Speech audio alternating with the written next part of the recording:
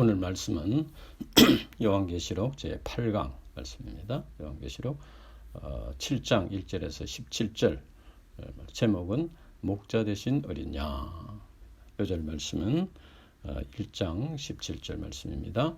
이는 보좌 가운데 계신 어린 양이 그들의 목자가 되서 생명수 샘으로 인도하시고 하나님께서 그들의 눈에서 모든 눈물을 씻어주실 것임이라. 기도하고 시작하겠습니다. 하나님 아버지, 오늘도 귀한 요한계시록 말씀을 허락해 주셔서 감사합니다. 이 오묘한 진리를 사람의 지혜로서는 다 깨달아 알 수가 없습니다. 성령께서 우리 각 심령에 역사하셔서 이 귀한 진리를 깨달아 알 수 있도록 축복해 주시고 도와주시기를 간절히 기도합니다. 예수님 이름으로 기도합니다. 아멘.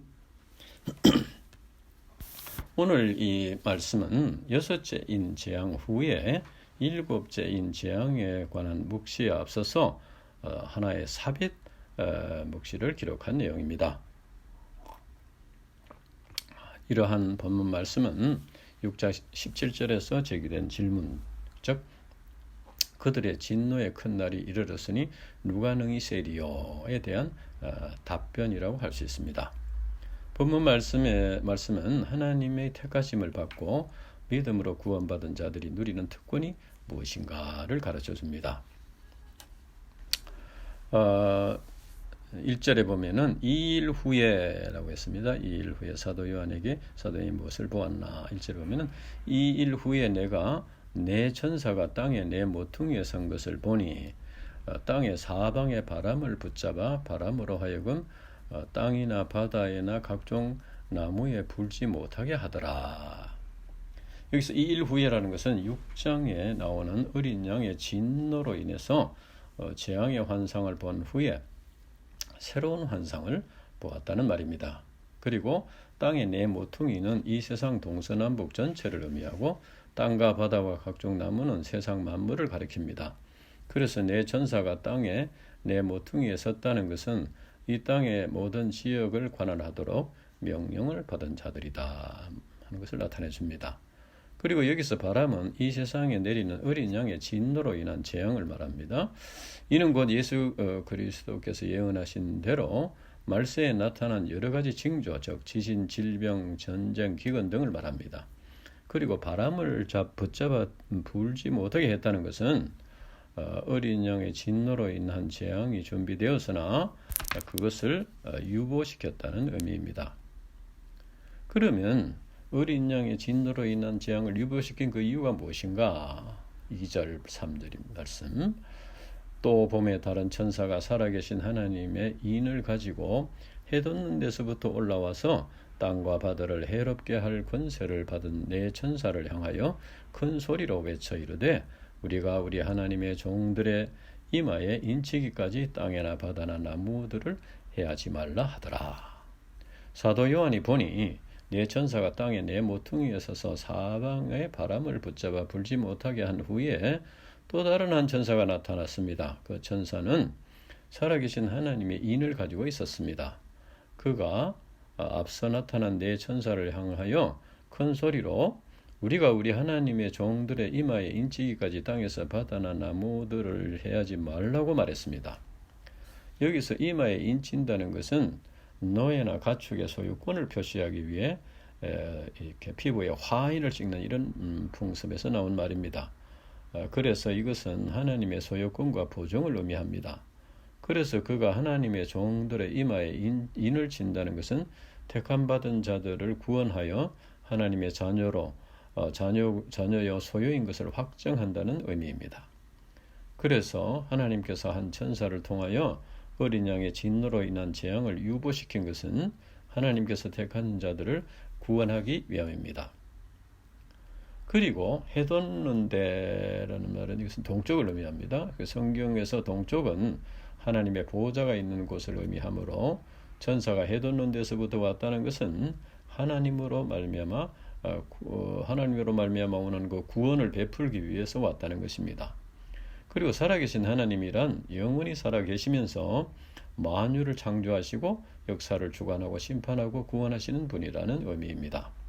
그래서 본문 말씀은 구원이 하나님의 사랑과 택하심에 근거하여 이루어지는 것임을 나타내 줍니다. 구원이 인간의 의지나 노력으로 되는 것이라면 불완전한 것이 될 것입니다. 우리 인간은 연약하여서 언제 넘어질지 알 수 없기 때문입니다. 우리 신자들이 구원받았지만 때로는 불신자보다 더 연약한 모습을 보일 때도 있습니다. 그래서 구원의 근거가 우리 자신에게 있다면 구원의 확신이 들었다가 또는 흐려졌다가 이렇게 할 수 있다는 것입니다. 그러나 구원이 하나님의 사랑과 택하심에 근거했기 때문에 우리 인간의 연약함에도 불구하고 취소되거나 구원이 이렇게 변경되거나 하는 것이 아니라는 것입니다. 완전한 것이다 하는 것입니다. 그리고 이마에 인친다는 것은 하나님께서 자기의 소유로 삼으신다는 것을 의미합니다. 사람들도 자기의 소유를 아끼고 보호하고 사랑합니다. 그런데 사랑하는 하나님께서 택하신 자들을 구원하셔서 자기의 소유로 삼아 사랑하시고 보호하시는 것은 참 당연한 것이다 하는 것입니다. 그래서 구원받은 신자들은 하나님의 소유가 된 자로서 확신을 가져야 합니다. 미국 남북전쟁에서 북군이 위기에 처했을 때에 어떤 장관이 링컨 대통령에게 하나님이 우리 편이 되실까요? 이렇게 물었다고 합니다. 그때 링컨 대통령은 하나님께서는 처음부터 우리 편이셨습니다. 다만 우리가 하나님의 편에 서 있는가 하는 것이 문제입니다. 라고 말했습니다. 하나님은 우리를 사랑하시고 항상 우리 편이 되시고 우리의 보호자가 되십니다. 다만 문제는 우리가 하나님 편에 서 있는가 하는 것입니다. 우리 신자들은 하나님의 택하심을 따라 구원받고 하나님 나라를 보장받은 자들입니다. 그러면 우리 신자들이 이 세상에서 어떤 삶을 살아야 할까요? 자기의 이기적인 욕심을 따라 적당히 세상 재물을 즐기면서 살면 될까요? 그것은 천사가 이마에 인침을 받은 신자들을 가리켜서 우리 하나님의 종들이라고 말하는 데서 그 해답을 찾을 수 있습니다. 종은 주인에게 순종하며 주인을 섬기는 자들입니다. 그래서 구원받은 신자들은 우리 하나님의 종이라고 이렇게 한 것은 하나님을 주인으로 모시고 하나님께 순종하며 섬기는 자들이라는 의미입니다. 이는 곧 인간에게 있어서 구원받는다는 것은 주인이 바뀐다는 것을 의미합니다. 지금까지는 자기가 주인이고 부모가 주인이라고 생각할 수도 있고 그런데 이제는 하나님을 주인으로 모시고 하나님의 뜻을 이루고 하나님을 기쁘시게 하는 삶을 사는 것이 구원받은 자의 삶이라는 것입니다. 즉 구원받은 것은 자기가 주인인 이기적인 삶에서 벗어나서 하나님을 주인으로 섬기는 삶을 산다는 것입니다. 이것은 삶의 목적과 의미와 방향이 완전히 변하여 새 피조물이 되는 것입니다. 고린도 후서 5장 15절에 보면은 그가 모든 사람을 대신하여 죽으심은 살아있는 자들로 하여금 다시는 그들 자신을 위하여 살지 않고 오직 그들을 대신하여 죽었다가 다시 살아나신 이를 위하여 살게 하려 함이라. 갈라디아서 2장 21절 말씀. 내가 그리스도와 함께 십자가에 못 박혔나니 그런즉 이제는 내가 사는 것이 아니요 오직 내 안에서 그리스도께서 사시는 것이라. 오직 내 안에 그리스도께서 사시는 것이라. 이제 내가 육체 가운데 사는 것은 나를 사랑하사 나를 위하여 자기 자신을 버리신 하나님의 아들을 믿는 믿음 안에서 사는 것이라. 이상에서 주님께서 재앙을 일시적으로 중지시킨 것은 마지막까지 한 사람이라도 더 구원하기 위함이라는 것을 알 수 있습니다. 베드로 후서 3장 9절에 보면은 주의 약속은 어떤 이들이 더디다고 생각하는 것 같이 더딘 것이 아니라 오직 주께서는 너희를 대하여 오래 참으사 아무도 멸망하지 아니하고 다 회개하기에 이르기를 원하시느니라. 마태복음 24장 22절. 그날을 감하지 아니하였으면 모든 육체가 구원을 얻지 못할 것이나 그러나 택하신 자들을 위하여 그 날들을 감하시리라 했습니다. 하나님께서는 심판하기보다 구원하기를 더 원하시는 사랑의 하나님이십니다. 그래서 하나님께서는 오래 참으시고 재앙의 강도도 낮추시고 회개하고 돌이켜서 하나님의 자녀로서 믿음의 열매를 맺도록 도와주신다는 것입니다. 만약에 우리 인간이 죄를 범할 때마다 중엄한 심판을 내리신다면 살아남을 사람이 없을 것입니다. 그러나 인내하시며 기다리시는 주님의 사랑으로 말미암아 연약한 우리들이 구원받고 하나님의 종으로 세움받아서 구원의 역사에 쓰임받게 된 줄로 믿습니다. 그래서 우리가 복음 진리를 전할 때 이처럼 인내하며 기다리는 하나님의 마음으로 감당해야 하는 것입니다. 그러면 인침을 받은 자의 수가 얼마나 됩니까? 4절에서 8절 말씀. 내가 인침을 받은 수를 들으니 이스라엘 자손의 각 지파 중에서 인침을 받은 자들이 14만 4천이니 유다 지파 중에 인침을 받은 자가 1만 2천이요 르우벤 지파 중에 1만 2천이요 갓 지파 중에 1만 2천이요 아셀 지파 중에 1만 2천이요 납달리 지파 중에 1만 2천이요 므낫세 지파 중에 1만 2천이요 시므온 지파 중에 1만 2천이요 레위 지파 중에 1만 2천이요 이사갈 지파 중에 1만 2천이요 스불론 지파 중에 1만 2천이요 요셉 지파 중에 1만 2천이요 베냐민 지파 중에 인침을 받은 자가 1만 2천이라. 이 본문 이 말씀은 해석하기가 난해한 말씀 중에 하나입니다. 그래서 이것 때문에 또 여러 이단들이 생기고 있습니다. 여기서 이스라엘 자손이 실제로 누구를 가리키느냐 하는 문제에 대해서 논란이 있습니다. 이스라엘 자손이 아브라함의 후손인 유대인들을 가리키고 9절에 나오는 셀 수 없는 큰 무리는 이방인의 신자들을 가리킨다는 해석이 있습니다. 그리고 다른 하나는 9절에 셀 수 없는 무리라는 말이 있는 것으로 봐서 유대인 14만 4천도 거기에 포함되어 구원받은 모든 신자들을 가리킨다 하는 해석입니다.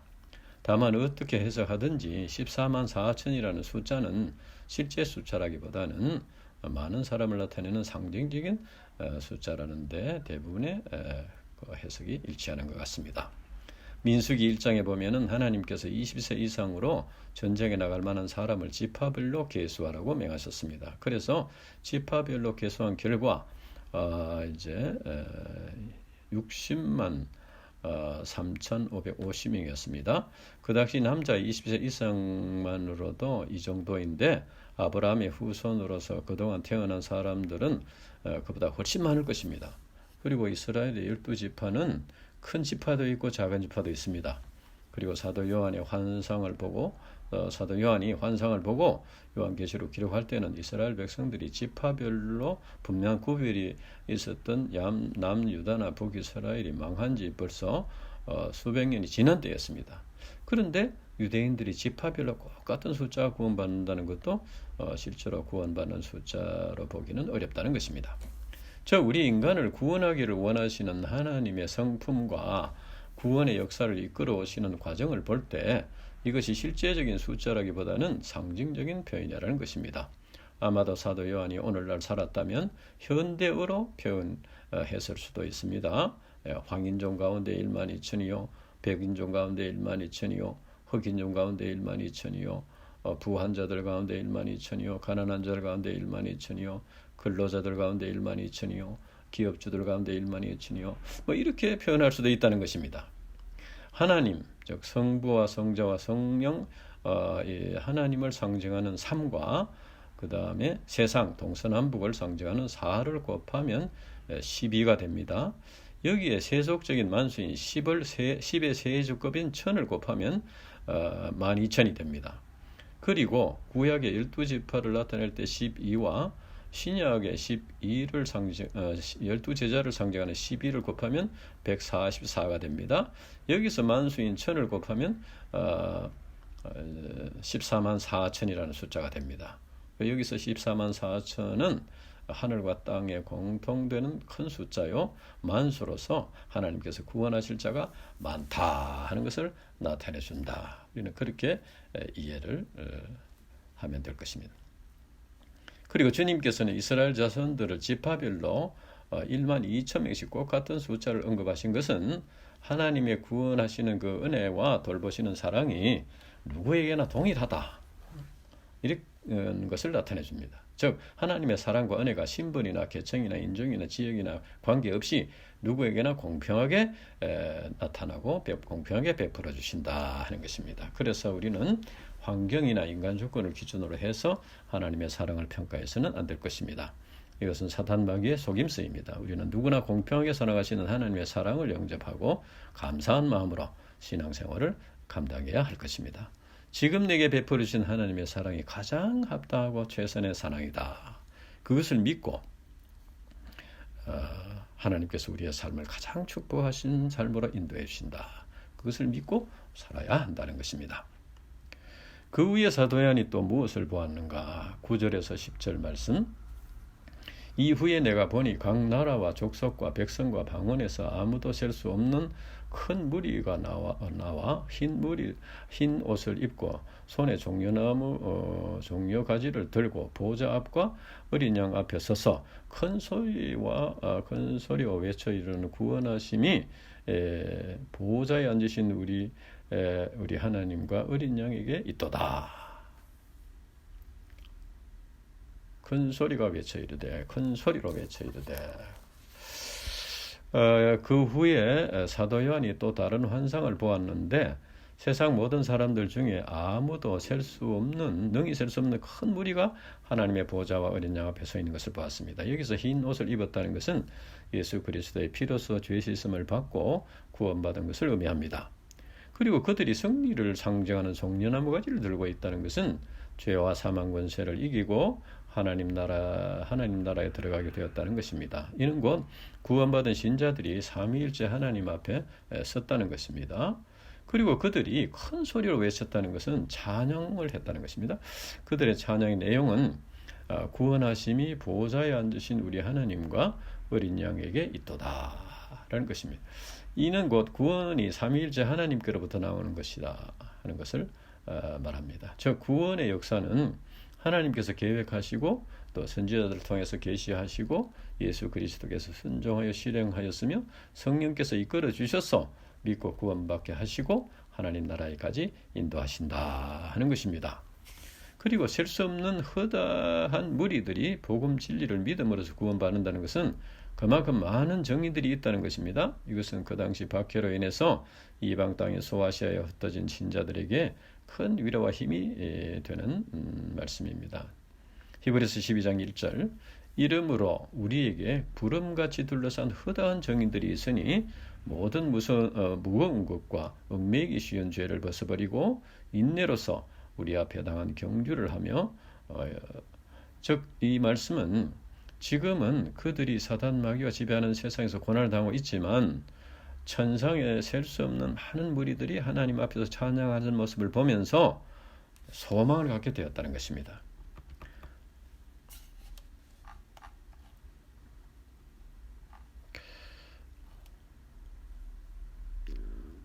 오늘날 우리 신자들에게도 구름같이 둘러싼 허다한 정인들이 있습니다. 우리가 전도하는 것이 쉽지 않고 기독교 진리를 믿는 자들이 적은 것으로 인해서 마음에 의심이 될 경우가 있습니다. 이것이 참된 진리가 맞는지 의심이 되는 것가 있습니다. 그러나 우리에게는 허다한 정인들이 있음을 기억해야 합니다. 사단 마귀의 유혹과 그래서 사단 마귀의 의심이 있더라도 우리는 허다한 정인들을 바라보면서 믿음의 길을 달려가야 되겠다 하는 것입니다. 구원받은 신자들의 찬양에 이어서 이제는 천사들이 화답합니다. 11절과 12절. 모든 천사가 보좌와 장로들과 내 생물의 주위에 서 있다가 보좌 앞에 엎드려 얼굴을 대고 하나님께 경배하며 이르되 아멘. 찬송과 영광과 지혜가 감사와 존귀와 권능과 힘이 우리 하나님께 세세토록 있을지어다. 아멘 하더라 하고 있습니다. 하나님께서 만유의 주제자로서 한가운데 보좌에 앉아 계시고 그 보좌 둘레에 네 생물이 자리 잡고 보좌 주위에 24장들이 앉아 있는데 그 위에 수십 많은 천사들이 옹이하고 있으면서 하나님의 보좌 앞에서 엎드려 얼굴을 대고 하나님께 경배했습니다. 여기서 하나님께 예배하고 찬미하고 경배하는 것이 모든 피조물의 본분인 것을 알 수 있습니다. 천사들의 찬송의 내용은 아멘, 찬송과 영광과 지혜와 감사와 존귀와 권능과 힘이 우리 하나님께 세세토록 있을지어다. 아멘입니다. 여기서 찬송은 하나님께서 창조주로서 모든 피조물들로부터 찬송을 받으시기에 합당한 분이시라는 말입니다. 그리고 영광은 창조주로서 무한한 영광을 말합니다. 지혜는 천하 만물을 꿰뚫어 보시는 하나님의 신적인 통찰력을 말합니다. 그리고 감사는 절대 주권으로 우리 인간들을 창조하시고 구원하신 하나님에 대한 우리 인간의 자세입니다. 그리고 권능은 하나님의 창조주와 구원자, 심판주로서의 권능을 말합니다. 그리고 힘은 근본적이고도 본질적인 하나님의 능력이 밖으로 표출되는 힘을 말합니다. 그리고 아멘은 구원받은 허다한 신자들의 찬송이 그대로 이루어질 것을 믿는다는 고백이고, 전사들이 찬송하는 내용들이 그대로 이루어지기를 바란다는 것입니다. 이상에서 우리 신자들은 항상 이제 하나님을 찬송하고 하나님께 경배하고 예배해야 한다는 것을 알 수 있습니다. 사람들이 처음에 현실적인 어려움으로 인해서 마음이 가난하게 되어 신앙을 갖게 되는 경우가 많습니다. 그래서 신앙생활 초기에는 하나님께서 자기를 도와주시는 분으로 알고 하나님께 기도하는 경우가 많습니다. 그래서 기도하고 응답받는 것이 신앙인 줄로 아는 경우가 있습니다. 물론 하나님께서 우리 인간의 연약함을 아시고 도와주시는 아버지가 되십니다. 그러나 더 근본적인 것은 하나님께서 우리의 찬양과 예배와 경배를 받으시기에 합당하신 분이다 하는 것입니다. 그래서 우리 신자들은 하나님으로부터 사랑을 받고 위로를 받고 도움받는 신앙에서 한 단계 더 성장하여서 이제는 하나님께 예배하고 경배하고 찬양하는, 감사와 영광을 돌리는, 그리고 하나님을 기쁘시게 하는 그런 성숙한 신앙으로 나아가야 된다 하는 것입니다. 우리 신자들은 범사에 감사하는 마음으로 평안할 때나 힘들 때나 항상 하나님께 감사하며 찬양하는 삶을 살아야 하는 것입니다. 그러면 우리 신자들이 어떤 과정을 통해서 구원을 받게 됩니까? 13절과 14절.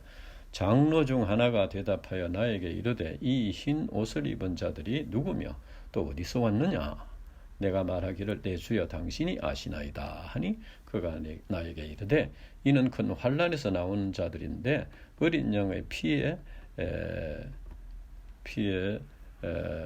그 옷을 씻어 희게 하였느니라.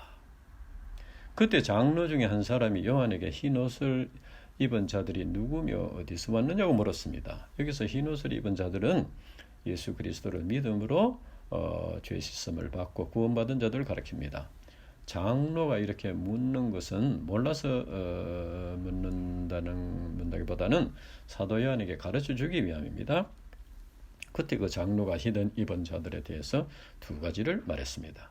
첫째는 그들이 흰 옷 입은 자들이 그들이 큰 환난에서 나온 자들이라는 것입니다. 여기서 큰 환난이란 말세 그리스도의 재림 직전에 있을 대환난은 물론이고 모든 세대에 우리 신자들이 당하는 환난을 가리키는 것입니다. 즉 흰 옷 입은 자들은 자기를 부인하고 자기 십자가를 지고 주님을 따르는 삶을 살았던 모든 구원받은 신자들을 가리킨다는 것입니다.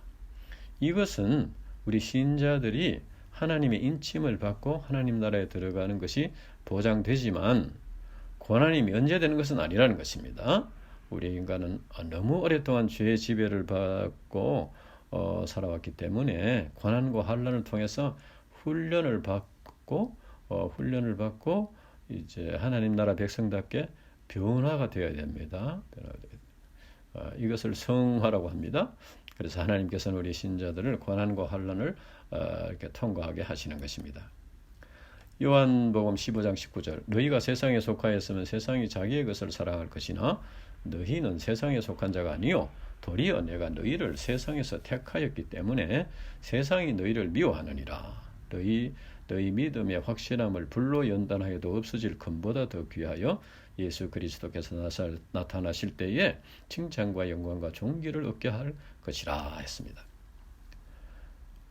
그 당시 요한계시록 기록된 시기에 신자들은 예루살렘에서 유대교의 박해를 받았고 소아시아로 흩어진 자들이었습니다. 그리고 로마 황제의 박해로 인해서 세계 각지로 흩어진 자들이었습니다.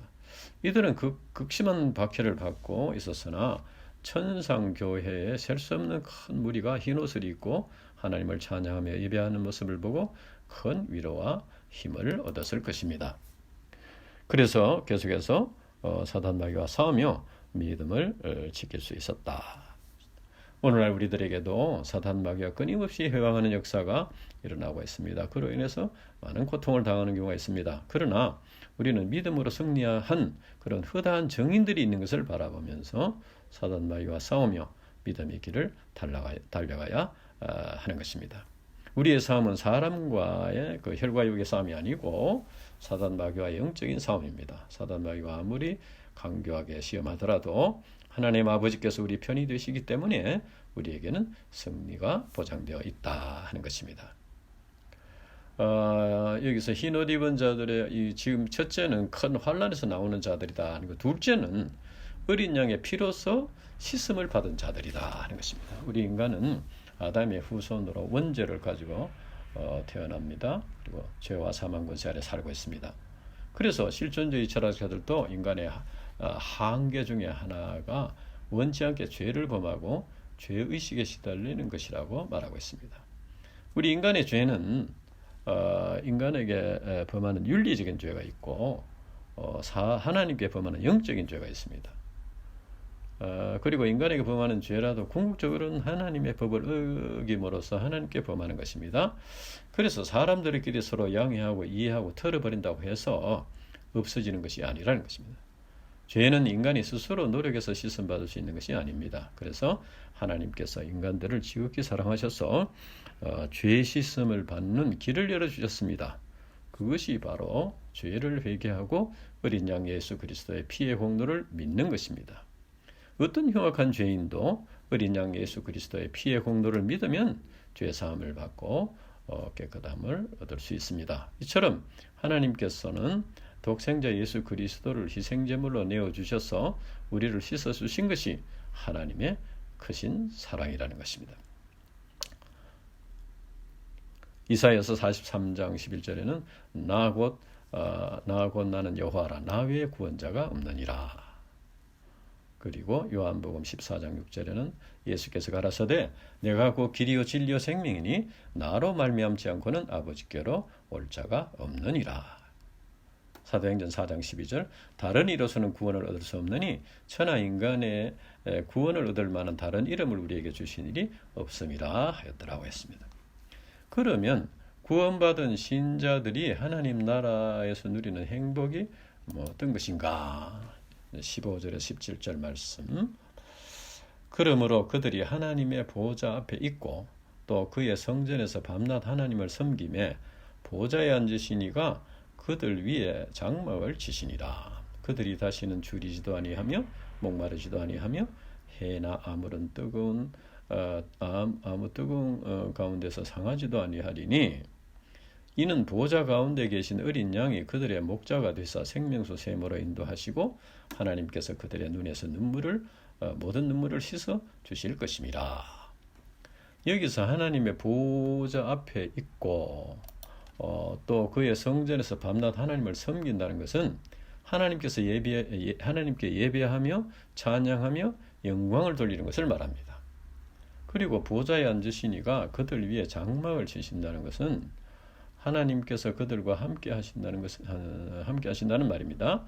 예수 그리스도의 피로서 씻음을 받고 구원받은 신자들은 하나님과 바른 관계성을 맺고 하나님께서 함께 하시고 하나님과 하나가 되어서 하나님께서 주시는 힘으로 하나님을 기쁘시게 하는 믿음의 삶을 산다 하는 것입니다. 그리고 그들이 다시는 줄이지도 아니하며 목마르지도 아니하며 해나 아무런 뜨거운 가운데 상하지도 아니한다는 것은 신자들이 하나님 나라에서 박해와 환난을 당하지 않는다는 것입니다. 이것은 온전한 하나님 나라에서는 아무런 환난이나 고난이 없다는 것입니다. 이것은 온전한 만족과 행복을 의미합니다. 예수님은 자기 목숨을 버리심으로써 인간들의 목자가 되셨습니다. 그래서 우리 인간이 목자이신 예수님의 음성을 잘 듣고 예수님을 따라가면 생명수 샘물로 인도하시고 하나님께서 우리의 눈에서 눈물을 닦아주신다.